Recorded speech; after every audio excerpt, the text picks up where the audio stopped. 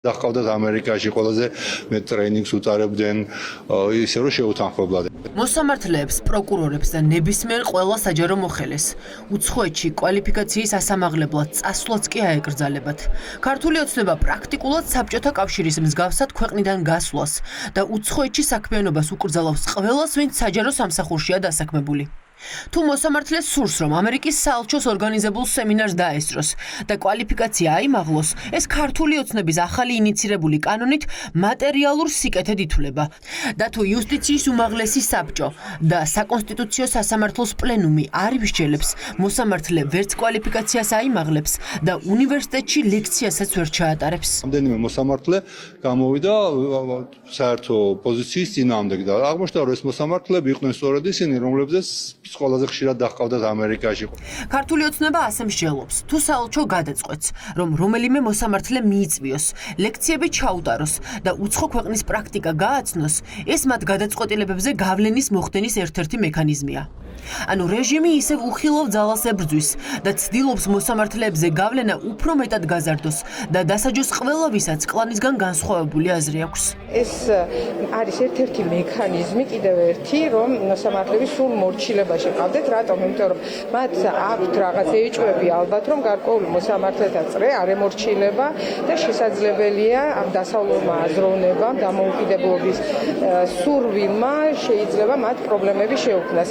ეს არის კონსტიტუციასთან საწინააღმდეგო პირდაპირ ზღუდავს მოსამართლის სალექციო და აკადემიურ საქმიანობას და მეორედ საერთოდ რა ხელმძღვანელზეა ლაპარაკი, რაღაცნაირად უნდა მიეჩვიონ, რომ ხელმძღვანელი არ არსებობს მოსამართლისთვის, მას აქვს კონსტიტუციური გარანტიები, აქტიურობის გარანტი, მათ შორის სამეცნიერო საქმეობა შეუძლია დამოუკიდებლად ავტონომიურად აწარმოოს. ქართული ოცნების და ხალხის ძალის ინიცირებული ახალი კანონპროექტი არ ეხებათ მხოლოდ მოსამართლეებს, ეხებათ საჯარო მოხელეებს, რომლებიც აკადემიურ საქმიანობას ეწევიან და შემოსავალს იღებენ. აქამდე ვინსაც წაიკითხავდა ლექციას, მხოლოდ კონკრეტული პირის გადასაწყვეტი იყო.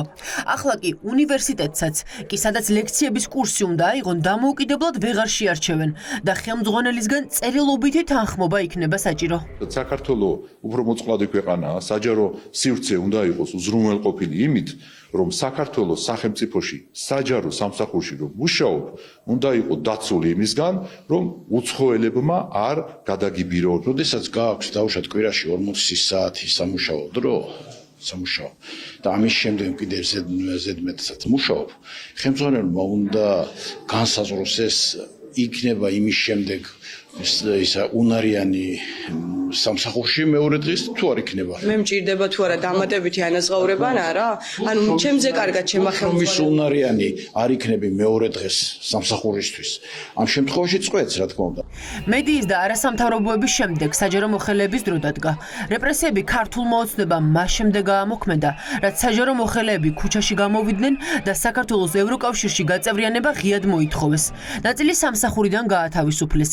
ნაწილს კი ახალი კანონით უფრო მეტად შეზღუდავენ. ძალიან ბევრი თანამშრომელი ვიცი, რომლებიც კითხულობენ ლექციებს სხვადასხვა საკმაოდ პრესტიჟულ უნივერსიტეტებში და ალბათ ესეც ერთგვარი დაბრკოლება იქნება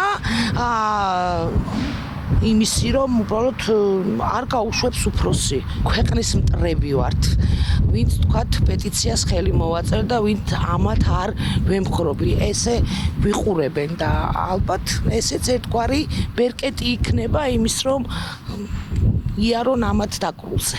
ქართულმა ოცნებამ პირველი მოსმენით ახალ რეპრესიულ კანონს მხარი უკვე დაუჭირა. სავარაუდოდ ახალი საკანონმდებლო ინიციატივა კანონად მალე იქცევა.